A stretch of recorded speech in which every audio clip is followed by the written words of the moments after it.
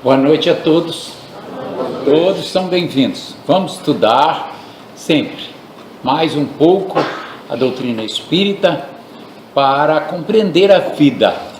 Só estudando o espiritismo é que nós compreendemos a vida. Não existe na face da terra nenhuma filosofia, nenhuma ciência, nenhum conhecimento que a humanidade tenha ainda descoberto que substitua a doutrina espírita.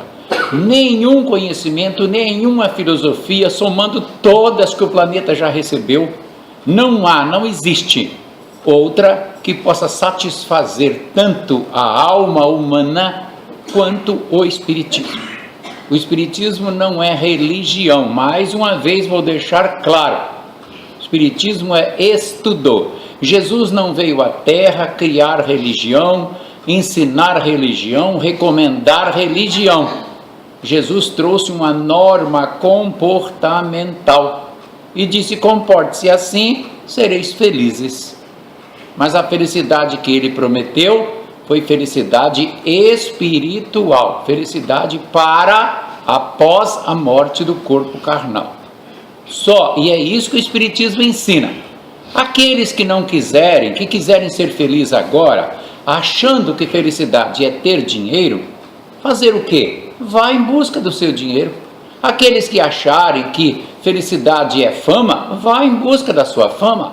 Aqueles que acharem que é outra exigência, vá em busca. Mas eu tenho certeza que sempre estarão vazios, porque nós conversamos com espíritos há anos, há mais de 30 anos. Já falamos com milhares de espíritos. Não é 1 milhar, não. Muitos milhares de espíritos, tá? E vamos conversando e eles estão sempre confirmando. A vida verdadeira é do lado de lá, nas moradas espirituais. E só quando chegamos lá é que nós verificamos quanto nós deveríamos ter nos dedicado aqui. Porque estamos aqui para construir aquele tesouro que Jesus recomendou.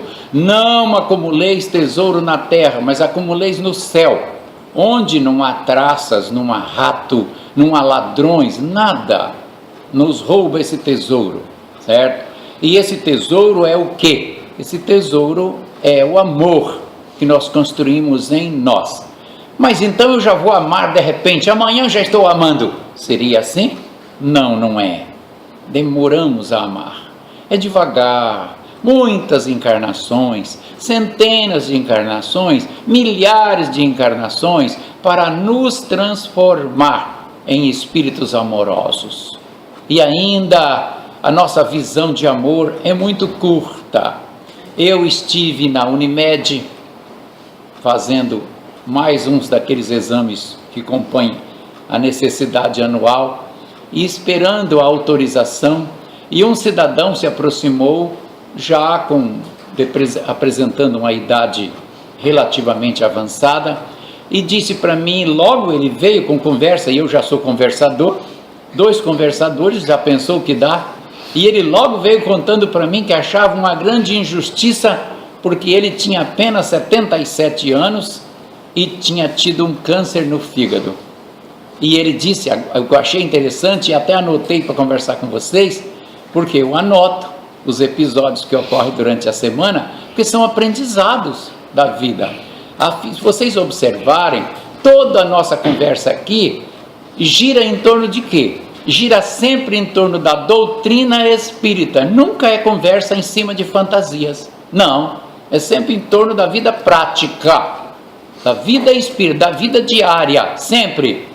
Se outros querem falar de outros assuntos que eles consideram mais profundos, ou mais interessantes, ou mais filosóficos, pois que falem, mas eu não, eu gosto de falar da vida. E esse cidadão, por isso que eu anoto os casos, esse cidadão disse, logo eu que tive esse câncer, agora estou com medo dele ter voltado, por isso que eu estou esperando esse exame. Eu disse, tenha fé, cada um colhe o que tem que colher. Se tiver que vir o câncer, o senhor colhe e pronto, em frente. Por que medo? Qual é o problema? O senhor já não viveu e não está vivendo? O que é isso? Aí ele, logo eu que sou uma pessoa boa e passei já a ter câncer no fígado. Aí eu aproveitei, lembrei dos ensinos de Jesus, né? E disse, quem disse para o senhor que o senhor é uma pessoa boa? Quem foi que disse isso? Aí ele disse, eu digo, nós sempre cometemos esse grave erro. Um erro? Sim, nós sempre cometemos esse erro. Nós temos a mania de achar que nós somos bons e os outros são ruins. Sabe de onde vem esse sentimento? Orgulho, vaidade, tolice. Nós somos tolos. E ele ficou assim, calma, eu tenho quase a mesma idade sua, então o senhor vai ter que me aturar. Brincando com ele também, lógico. Eu disse, Jesus disse assim, por que me chamais bom? Quando o rapaz se aproximou dele e disse, bom mestre, o que eu faço para adquirir a vida eterna? Aí ele disse, por que me chamais bom? Bom é Deus que está nos céus. O próprio Jesus que deu a vida para nos ensinar, para deixar uma lição à humanidade, disse que não era bom. E sim Deus. Agora o senhor diz que o senhor é bom? Olha, o seu conceito de amor é um. E quando o senhor desencarnar, estiver lá no mundo espiritual, o senhor vai ver que o seu conceito de amor lá é outro. Nós estamos longe de compreender o que é amor. Amor é muito mais do que isso que nós pensamos que é. E ele, sim, nós vamos viver onde depois de desencarnar? E não é que o homem me deu ouvidos? Eu pensei, ai, azar dele. Eu vou falar para ele, porque eu não perco oportunidades. E ele disse, vamos viver onde? Eu digo, no mundo espiritual. Em volta da terra, tem dimensões, é lá que o senhor vai viver, e se prepare. Olha, o senhor tem 77, 78, no máximo 10 anos o senhor está lá. Não fica pensando que o senhor vai durar para a semente, não. Vamos ser realistas. Aí ele com essa saúde frágil, nem isso. Digo, então moço, então é hora de rezar, é hora de fazer o bem, antes que perca esse tempo. Aí, porque eu achei curioso ele dizer que ele era bom e não merecia. Eu disse, o senhor sempre merece a enfermidade que advém no seu organismo, sempre mereço, sempre. O senhor tem um espírito, todos nós somos um espírito, e o nosso espírito não tem forma, mas ele não vive por aí igual uma fumacinha, ele tem que estar num formato, e esse formato é o nosso corpo espiritual, que nós conhecemos por perispírito. Esse corpo espiritual, ele tem os mesmos órgãos que o nosso corpo carnal, é ele que forma o corpo carnal, tá? Este corpo espiritual, ele é atacado, agredido com as nossas atitudes, e o senhor noutra encarnação deve ter agido desta ou daquela maneira, e deixou o seu fígado frágil, e agora recebe o câncer. Eu devo ter deixado algum outro órgão, que a minha enfermidade vem e me ataca, ao outro, e cada um uma maneira de comportamento diferente. O senhor foi o fígado, pode ver que o senhor disse que teve problema quando era jovem, teve mais tarde, e agora na velhice um câncer. Então o senhor andou fazendo as suas traquinagens, e agora o seu fígado está lhe dando o que o senhor merece. E muitas outras enfermidades que o senhor teve, que o senhor não está lembrando. Todas as enfermidades sobrevêm a nós por nossa própria culpa. Não existe nenhuma enfermidade gratuita. É a maneira de se comportar. Ou comi muito, ou dormi muito, porque dormir muito também provoca enfermidade. Dormi muito, comi muito, fui muito preguiçoso, tá entendendo? Falei demais da vida alheia, causei problema aos outros, não me controlei em certas horas que era para controlar. Enfim, o meu organismo recebe a carga, e esse organismo espiritual passa para o corpo. O corpo funciona como uma esponja, absorve, e agora vem a enfermidade. Isso é muito profundo. Eu digo, nada, é simples de entender, é só o senhor querer. E olha, eu aconselho o senhor querer, porque o senhor já está na reta final. Eu também disse para ele, para deixar ele contente, que eu não contei para ele que eu vou durar 105 anos. Eu não ia contar para ele, senão ele ia dizer, caramba, e eu? O senhor 105, a cigana diz que eu vou durar 105 anos, então eu ainda tenho 35 pela frente, certo? Estou com 70, né? Claro que isso é mais em tom de brincadeira, que ninguém sabe quando vai desencarnar, mas foi para brincar com ele. né? E aí ele ficou receoso, assim, pensando na vida. Aí eu lembrei a ele e disse: o senhor me responda o seguinte: o que faz uma jovem de 21 anos de idade, justamente essa jovem bonita, aquela feita a capricho, aquela que passa na rua e um homem normal, porque o homem normal tem testosterona e a sensualidade própria do homem normal. Eu não estou dizendo o homem exagerado, o homem normal, tá? Que todo mundo, 70% é normal. Ele não vai conseguir deixar de olhar aquela beleza passando. E se deixar é porque é trouxa, porque eu vou te dizer, linda ele. Então essa mulher que o senhor está falando é bonita. Digo, essa que eu estou idealizando aqui é o suprassumo. É aquela que o homem, que coisa mais linda, fica admirado, né? Como Deus caprichou aí, Deus abusou da beleza nesta mulher.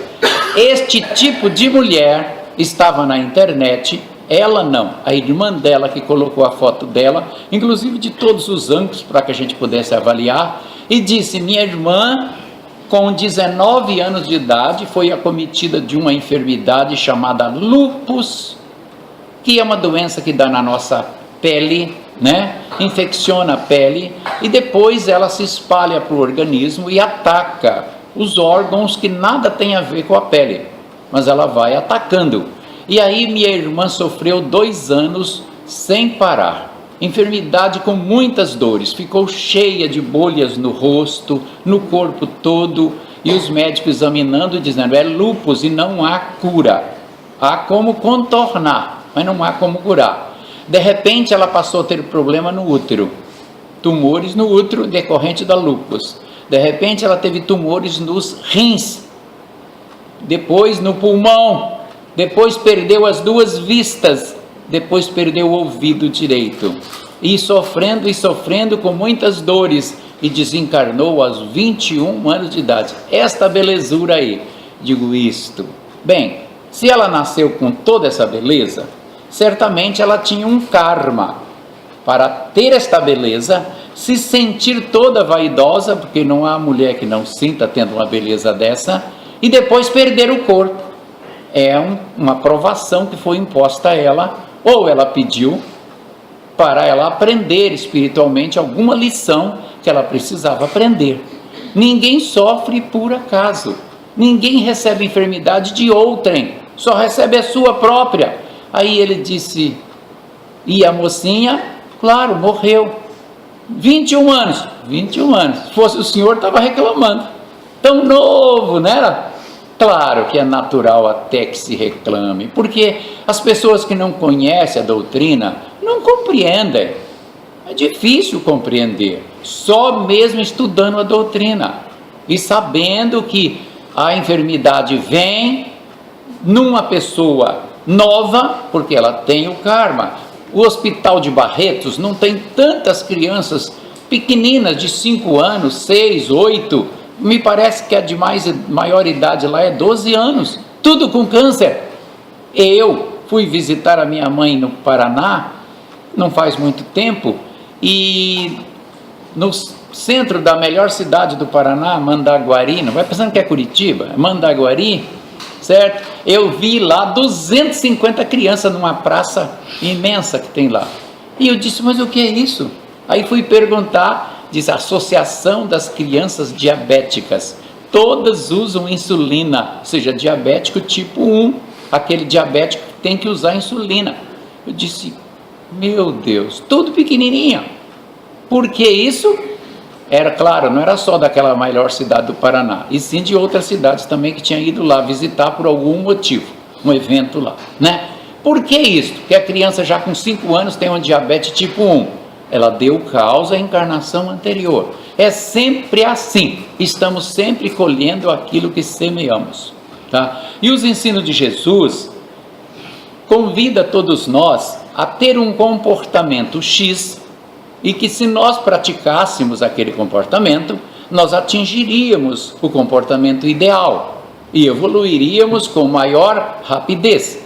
Agora, a doutrina espírita vem à Terra trazendo de volta os ensinos de Jesus, só com uma nova luz, com um novo entendimento, mais claro do que na época de Jesus, porque Jesus não pôde falar com tanto detalhe. Agora a doutrina espírita pode falar com detalhe, e os espíritos confirmam, ensinando por que a vida ocorre, por que certos fatores, que certas situações ocorrem em nossa vida, certo? E nós agora, com a doutrina espírita, podemos compreender. Se nós compreendermos e investirmos no nosso comportamento, nós vamos sair daqui vitoriosos. Se nós não investirmos, disser, não acredito tanto nisso, pois que não acredite. Sabe por que você não acredita? Porque você ainda não está no estágio de acreditar. De acordo com o estágio de cada um, a pessoa que conhece o Espiritismo se vislumbra, fica encantado, fica apaixonado pela vida e disse, meu Deus, eu tenho que me transformar, e se entrega à prática da caridade. E há outros que não dão tanta importância, e o mundo, conforme Kardec expõe em sua obra, o mundo ainda é muito pesado para aquele espírito, e ele ainda não consegue vencer o peso da carne, o peso do mundo. Aí ele se rende ao mundo, vai se rendendo, e vem sofrimento nas encarnações sucessivas para ele despertar. Quando ele desperta e vai vencendo o mundo, quando ele já tiver vencido parte dessas tendências, ele vem aqui numa nova encarnação e tem a felicidade de conhecer a doutrina, pronto, ele se entrega e evolui muito mais rapidamente. Aí ele se enquadra naquele item que Jesus disse na parábola dos trabalhadores da última hora. Trabalhou apenas 1 hora. O trabalhador da última hora chegou para trabalhar às 5 horas da tarde. Última hora do dia. O dia naquela época, para os israelitas, terminava às 18 horas. O dia é considerado só o período do sol, da exposição do sol, né? E é natural, quem trabalha o dia inteiro precisa descansar nesse horário mesmo. E o trabalhador começou a trabalhar na última hora e recebeu o mesmo salário daqueles que trabalharam o dia todo, naquela época 12 horas, né? Aí você diz, mas isso não é justo? É, porque Deus paga. Eu estou usando a palavra paga só por efeito, não vai pensando que Deus paga, não. Cada um é que conquista, se transforma, mas eu estou usando o paga para ter um efeito maior, tá? Deus paga de acordo com a produção de cada um. Deus não paga pela religião, pela cara, pela cor dos olhos, senão eu ia ganhar prêmio fácil porque eu tenho olhos azuis. Seria fácil, né? Não é assim não. Deus paga pelo mérito, pelo desenvolvimento do amor que cada um de nós consegue realizar dentro de si, tá? Aquele que conhece então a doutrina e trabalha, se entrega, evolui muito mais rapidamente. Esse é o convite do Espiritismo, mas é preciso acreditar. Mas agora vamos falar um pouquinho do capítulo de hoje, que é novamente o capítulo 16, que fala a salvação dos ricos. Ninguém pode servir a 2 senhores, porque ou odiará a um e amará ao outro, ou se afeiçoará a um e desprezará o outro. Não podeis servir ao mesmo tempo a Deus e a Mamon. Então um jovem se aproximou e lhe disse, bom mestre, o que é preciso que eu faça para adquirir a vida eterna? Jesus lhe respondeu, por que me chamais bom? Só Deus é bom. Se quereis entrar na vida, guardai os mandamentos. Quais os mandamentos? Disse Jesus, não matareis, não cometereis adultério, não furtareis, não direis falso testemunho, honrai vosso pai e vossa mãe, e amai o vosso próximo como a vós mesmos. O jovem disse, eu tenho guardado esses mandamentos desde a minha juventude, o que me falta ainda? Aí Jesus lhe disse, se quereis ser perfeito, ide, vendei o que tendes, dai-o aos pobres, e tereis um tesouro no céu. Depois vinde e me segui. O jovem, ouvindo essas palavras, foi-se embora muito triste, porque tinha grandes bens. E Jesus disse aos seus discípulos, em verdade vos digo, que é bem difícil um rico entrar no reino dos céus. Digo-vos ainda uma vez, é mais fácil um camelo passar pelo buraco de uma agulha do que um rico entrar no reino dos céus. Mateus, capítulo 19, versículos de 16 a 24. Veja bem, primeiro ele diz aqui, ninguém pode servir a dois senhores ao mesmo tempo. É que o homem, quando ama os bens materiais, porque ele não tem fé em Deus, a fé dele fica toda depositada nos interesses do mundo. É os bens materiais que ele pensa que é toda a garantia dele. Os bens materiais que ele pensa que é toda a felicidade dele. Os bens materiais que excita o seu orgulho, a sua vaidade. Ele deposita toda a sua esperança nos bens materiais. Então, Deus não está na vida deste homem. E aí, por que ele está aqui encarnado? Para evoluir. Então aqui, o principal da vida dele não deveria ser a busca de bens, e sim a busca do amor. Mas do amor nesse mundo pesado, exatamente. Porque do lado de lá, no mundo espiritual, nós não temos as exigências convenientes para que possamos desenvolver o amor ao nível do que nós precisamos. Nós precisamos desse corpo pesado, nós precisamos desse tipo de escravidão carnal. É ele que vai nos obrigar a amar. Então temos que aqui na terra, no corpo carnal, procurar desenvolver o amor. E para isso, fé em Deus, prática do bem.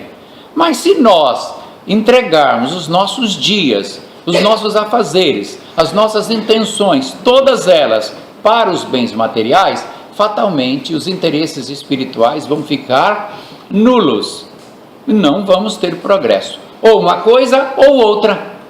Então Jesus mostra que não se pode amar o mundo e ao mesmo tempo amar a Deus. Ninguém consegue. E quando se ama os bens materiais, nós neutralizamos o nosso sentimento. Nós estamos amando os bens, não conseguimos amar o próximo. Por isso que é preciso amar o próximo, buscar os bens, acumular os bens para os dias de necessidade, tudo comedidamente, sem colocar os bens materiais na frente dos bens espirituais. Primeiro a vida espiritual em todos os sentidos, depois os bens materiais. São importantes os bens materiais, mas não podem tomar o primeiro lugar da nossa vida. É esse que Jesus está ensinando. Aqui o jovem disse, o bom mestre, que eu já até expliquei, dizendo, por que me chamais bom? Jesus demonstrou humildade, que ele é bom sim, ele é um espírito puro, ele está integrado à inteligência universal, mas por questão de humildade, para dar exemplo à humanidade, ele disse, bom é Deus e não eu. Então nós que estamos longe, né, é que nem temos o direito de nos achar bons. Por isso que eu lembrei nosso irmão lá da Unimed. Não se julgue bom, meu irmão. Você vai sofrer muito assim. Pense que o senhor merece, e merece mesmo. É lei universal. O jovem se aproximou de Jesus e disse, que eu faço, Senhor, para adquirir a vida eterna? Aí Jesus recomendou os mandamentos. Aí ele disse, mas eu já cumpro os mandamentos. Então esse jovem era realmente interessado. Ele disse que cumpria, né? E Jesus, querendo descobrir o pensamento do jovem, para mostrar aos apóstolos até onde vai o apego aos bens materiais, só por este motivo, Jesus disse ao moço, então dê tudo aos pobres e venha, siga-me. Aí o jovem foi embora, como está escrito aqui. Então esta exigência de Jesus não é para que todos nós da terra façamos esse tipo de doação aos pobres, porque senão nós vamos transformar o pobre em pessoas de bens materiais também. Como é que vai ser? Todo pobre doando, todo mundo doando seus bens, como é que fica a humanidade? Quem é que vai pesquisar? Quem é que vai construir carros tão necessários? Quem é que vai construir moradias? Quem vai construir pesquisas, ambientes de pesquisas, laboratórios? O dinheiro é importante. Portanto, não é doando tudo para seguir Jesus. Não é uma exigência para a humanidade. Foi uma espécie de pegadinha, como nós usamos nos dias atuais, né? Foi uma espécie de pegadinha que Jesus Quer dizer, Jesus usou essa pegadinha, usou. Fez uma pegadinha no rapaz para mostrar o pensamento do rapaz, quanto o rapaz era apegado aos bens materiais, e Jesus dar esta lição. Ele disse: olha, é mais fácil um camelo, e ele chamou de camelo um fio de barbante grosso feito com pelo de camelo. É mais fácil esse fio de barbante grosso passar no buraco de uma agulha, e que eu sei que é difícil, né? Do que um rico entrar no reino do céu. Por que isso? Porque o dinheiro, ele suscita em nós todas as nossas mazelas espirituais. Eu posso parecer uma pessoa bondosa, eu disse parecer, mas se vier muito dinheiro em minhas mãos, eu coloco minhas unhas de fora. Aí eu posso parecer uma pessoa cheio de controles sensuais, mas se vem muita grana, eu já fico de olho naquela mais bonitinha ali, naquela mais bonitinha ali, dizer, eu posso, não é assim? E assim vai indo. De repente, estarei muito enrolado, cheio de problemas, muitos problemas. É muito difícil, segundo os Espíritos, vencer uma encarnação quando nós temos muito dinheiro. É difícil sair daqui vitorioso. É muito difícil, é mais difícil ainda do que a prova da miséria, diz os Espíritos. Porque nascer em situação de grave miséria também é prova. Também às vezes é resgate de dívidas. E tem gente que vem com esse tipo de prova, né? Passar uma vida de muita miséria para ele ser testado ou para recuperar erros que ele cometeu em encarnação passada. E passar a vida com muito dinheiro é um problema sério. Normalmente nós colocamos para fora todo o nosso orgulho, toda a nossa vaidade, todo o nosso egoísmo e acabamos então nos endividando mais ainda. Então não queiram achar que o milionário é que está com tudo. Ele tem mais obrigação diante da consciência. Porque existe aqui uma parábola ensinada por Jesus, que é a parábola dos talentos. E Jesus disse, o pai de família, considerando Deus, né, foi viajar, chamou seus servos e, de acordo com a capacidade de cada um, entregou para o primeiro 5 talentos, para o segundo entregou 2 talentos e para o terceiro entregou 1 talento.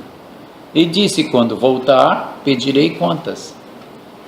E quando ele voltou, ele foi procurado por aquele que tinha ficado com 5 talentos e disse, Senhor, sei que o Senhor é rigoroso, muito rigoroso. Então, eu trabalhei com 5 talentos. Apliquei nos bancos, ganhei mais 5. Eis aqui seus 10 talentos. Aí o que foi que o chefe disse? Servidor bom e fiel. Foste fiel no pouco, a ti será confiado muito mais. O outro de 2 talentos fez a mesma coisa. Senhor, eu sei do seu rigor, mas eu trabalhei com seus talentos e ganhei mais 2. Aqui tenho 4. Servidor bom e fiel. A ti foi confiado pouco e será confiado muito mais. E o que tinha ficado com 1 talento só, disse, Senhor, eu sei o quanto o Senhor é rigoroso, o Senhor colhe até onde não plantou. Então, sabendo do seu rigor, eu fiquei com medo de perder o seu talento. Então eu enterrei, mas eu desenterro agora e já lhe entrego. E entregou, devolveu o talento. E o chefe disse, servidor mau e infiel, de ti será tirado este e dado para quem tem 10. Você vai dizer, mas que chefe rigoroso? Não, isto é a lei de Deus.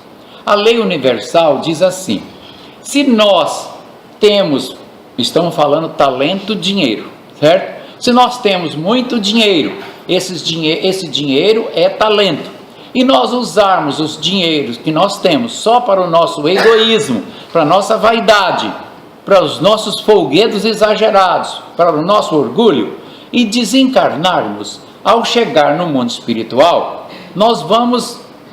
nossa consciência e os próprios irmãos que vão nos ajudar a fazer uma vistoria na nossa vida lá no mundo espiritual, vai dizer, o que fizeste com os milhões que chegou em suas mãos? Eu usei para o meu benefício, não ajudaste ninguém. Mas assim, quer dizer, porém, eu comprei uma Ferrari. Ah, que mais? Um jatinho. Que mais? Sim, muita mordomia, era meu direito. Ah, então você acha que Deus fez chegar à sua mão milhões para você só abusar? Você não viu que do seu lado tinha pobres necessitados? Que tinha creches precisando de ajuda? Que tinha casa espírita precisando de socorro? Não, eu pensei em mim. Pois é, servidor mau e infiel, não fizeste os talentos que chegou à sua mão serem úteis, não usou em favor de ninguém, demonstrou egoísmo e orgulho, portanto na outra encarnação não terá direito de ter riqueza material nenhuma. E aí o sujeito vem para cá, tenta ficar rico, joga na Mega Sena e não ganha, fica reclamando. Deus não olha por mim. Mas acontece que ele não pode ganhar. E se ele ganhar, além dele se perder, ele ainda pode ser um daqueles que utilizou o talento na encarnação anterior, está proibido de ter recursos financeiros naquela encarnação, porque dele está sendo retirado. Agora, aquele que utilizou o dinheiro, socorreu os outros, você vai dizer, tem rico que faz isso? Tem. Você quer que eu cite um exemplo? Antônio Hermílio de Moraes, riquíssimo. E olha, o Hospital Santa Casa de Misericórdia de São Paulo é tão grande, mas tão grande, que parece uma cidade de tão grande, todo sustentado pelas empresas do Hermílio de Moraes, porque ele tinha desejo de ajudar o próximo. E não é só ele, existem muitos outros homens riquíssimos que ajudam. Não é que ele vá ficar pobre para ajudar os outros, não. Ele está controlando a riqueza dele e está fazendo outras riquezas de amor, ajudando o próximo. Então o dinheiro é talento, mas nós não temos talento só em dinheiro, nós temos talento também na palavra que falamos. Use mal a sua palavra para você ver. Aí na outra encarnação vai vir gago, ou então mudo, dizer, não sei por que eu sou gago. Pergunte para os espíritos, até que um dia eles vão acabar te falando, ou então você vai compreender por quê você veio gago, tá? Por que isso comigo não acontece? Tudo para mim dá errado. Pergunte. Então nós colhemos o que plantamos e ainda estamos sendo julgados por nós mesmos, pela nossa própria consciência, tá? O talento não é só dinheiro. Todo tipo de recurso que pode gerar benefício ao próximo é talento. A mediunidade, você quer maior talento que a mediunidade? Não use, não diga que você tem preguiça, que é longe a casa espírita. Para quê? Eu não vou usar isso não. Eu ficar deixando o espírito incorporar em mim, para atender aquele bando de preguiçoso que veio lá não sei de onde. Aqui, já vi tantos falarem isso. Aí sofre que só, porque quem não trabalha sempre sofre. E quando chegar do lado de lá, aí vai ver a ficha dele, ver a situação e começar a chorar. Eu juro que na próxima, aí o Espírito lá vai dizer, não jureis. Olha o que Jesus disse, não adianta jurar. Chega lá na outra encarnação, você não faz de novo. Sabe quantas encarnações você está prometendo trabalhar como médium? Quantas? 5. Meu Deus, mas nessa agora... ele tem que vir numa situação difícil, morar bem longe da casa espírita, porque nós temos uma médium aqui bem vizinha, e ela não vem trabalhar. Aí eu disse para ela, Dona Hermínia, na outra encarnação a senhora vai nascer lá, depois de Benevides, lá em Santa Isabel, e vai querer vir até no dia de greve, que tiver o ônibus de greve, até lá vai ter BRT, metrô, né, nessa área aqui. Aí a senhora vai perder o metrô e vai vir a pé, porque a senhora mora aqui do lado e não quer trabalhar? Sim, não quer trabalhar. O que eu posso fazer? Não quer, não trabalhe, mas vai sofrer, vai colher os frutos. Aquele também que não tem mediunidade, não tem dinheiro e também não tem uma boa palavra, ele tem outras coisas maravilhosas. Tem a boa vontade, tem a fé, tem a oração, tem a esperança para levar para alguém, sempre há condições de socorrer alguém. de fazer o bem, porque é fazendo o bem. O mesmo cidadão na Unimed também disse para mim: eu nunca fiz o mal a ninguém, é por isso que eu me sinto bom. Eu digo: o senhor sabia que não fazer o mal não é suficiente? Aí ele: de onde o senhor tirou isso? Digo: doutrina espírita. Diz os espíritos: aquele que não faz o mal a ninguém não tem vantagem alguma, apenas não se endividou, mas se endividou consigo mesmo, porque tem os talentos e não usou. É preciso fazer o bem. Ficar quieto sem fazer o mal é pouco, porque é preciso praticar o bem. O espírito humano cobra dele mesmo a produção. Leia, eu disse para ele assim, leia a parábola da figueira que secou. O senhor é entendido em evangelho, né? Eu disse: claro, eu sou espírita, sou divulgador, por isso que eu estudo o evangelho. A figueira que secou, lá está demonstrando que aquele que não produz nada de bom, teoricamente secará também, terá problemas, porque o espírito humano tem necessidade de praticar o bem, senão ele não se sente bem. Mas eu criei bem meus filhos. Certo, é um bom começo, é um bom caminho criar bem os filhos, porque isso já estava no seu programa, na sua obrigação, criar bem seus filhos. E se não tivesse criado, teria graves problemas. Fez sua vida direito, foi um homem correto nos seus negócios, que bom, mas é preciso praticar o bem. Sem a prática do bem, nós não chegamos onde nós sonhamos tanto, que é a iluminação interior, a leveza espiritual. Porque o nosso tempo está bem avançado, mas não esgotado, nós vamos terminar explicando aquilo que todos têm dúvida. É a parábola do mal rico e Lázaro. Aqui diz assim, que havia um homem rico, vivia vestido de púrpura e de linho, ou seja, de roupas caras, né? Roupas caras.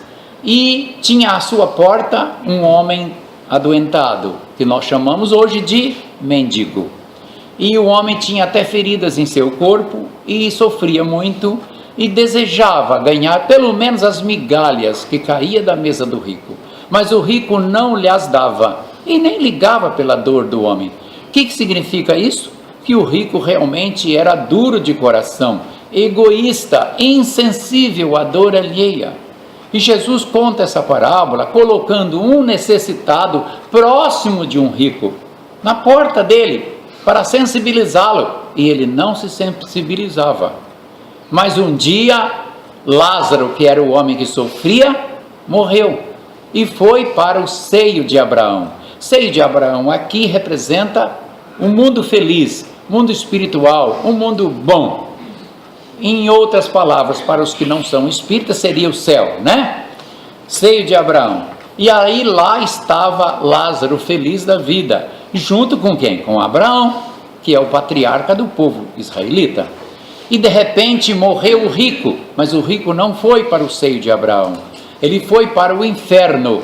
Diz, teve o inferno por sepulcro. E lá no inferno, sofrendo, passando enorme sede, olhou para cima e viu lá Abraão e Lázaro, e disse: pai Abraão, deixa que Lázaro, que ele conhecia Lázaro, né? Deixa que Lázaro saia daí e venha pelo menos molhar os dedos em água para satisfazer a minha língua, eu estou com sede ardente. A resposta de Abraão foi: não, você na terra recebeu todos os bens, agora não tem mais nada a receber. E Lázaro foi ao contrário, na terra passou uma vida de sofrimento, agora é hora de Lázaro estar no paraíso. Ora, esta parábola precisa realmente ser explicada. Lázaro, que é o homem mendigo que a gente vê por aí nos dias de hoje, representa aquela pessoa que cometeu erros também e que precisava se corrigir e pediu uma encarnação com uma prova dura, era a prova da miséria ou a prova da mendicância. Há gente que pede esse tipo de prova, há espíritos que reencarnam para ser mendigo e sofrer, há espírito que além da mendicância pede que limpe as enfermidades que ele detém armazenadas no seu perispírito, e essas enfermidades passam para o corpo, por isso Lázaro tinha feridas. Então Lázaro estava resgatando suas dívidas, e com resignação, sem reclamar. E Lázaro resgatou, limpou-se. Significa o quê? Está em condição de uma vida melhor, de uma vida boa no mundo espiritual. Por isso está no seio de Abraão. Lázaro resgatou. Não é que todo pobre vá para lá, não é isso. Não é que ser mendigo ganha céu, não. Não. O céu se constrói dentro de nós. E Lázaro aqui, que agora nós estamos explicando, está naquela condição do espírito que resgatou sua dívida, adquiriu condições. Porque há pobres que ainda vão para o famoso inferno, porque tem pobres cheios de maldade também, aqui entre nós, tá? Mas nesse caso do Lázaro, não. Ele se limpou, resgatou e teve condições de ir para o seio de Abraão. O rico estava em tormentos. Por quê? Toda pessoa aqui na terra que vive uma vida de luxo, de orgulho, de vaidade, que não sente a dor do próximo, que se julga mergulhado no egoísmo, esse tipo de pessoa, independente de religião, de ter religião ou não, normalmente quando esse espírito sai do corpo, ele está com a mente atormentada pela vaidade do mundo, ele é atraído para as regiões de sofrimento que nós chamamos de umbral. E lá é um verdadeiro inferno. Lá não tem onde dormir, lá não tem onde comer, lá não tem onde tomar banho, lá tem bichos correndo atrás de todo mundo, não tem onde deitar, é uma dor imensa, é uma gritaria imensa, é um medo imenso, é um horror. Eu já estive lá. Eu vou dizer, muitas vezes já passei por lá. Mas eu vou dar uma notícia triste para vocês. Todos vocês também já tiveram lá, sabiam disso? Todos. Não há ninguém que não tenha passado pelo umbral. Por quê? Porque é natural que o espírito atrasado vá passando por isso ao desencarnar, e à medida que ele vai aprendendo a amar, é que ele vai se livrando disso. E como nós ainda não temos tanto amor assim, é evidente que nós já passamos por lá. Não há quem não tenha passado. Só não queremos passar de novo, porque não é nada agradável. Mas enquanto o espírito está lá, nesse tormento, o que fazer? Ele tem que chegar num momento que ele se arrependa dos erros que cometeu e começar a orar, até ele perder aqueles fluidos pesados.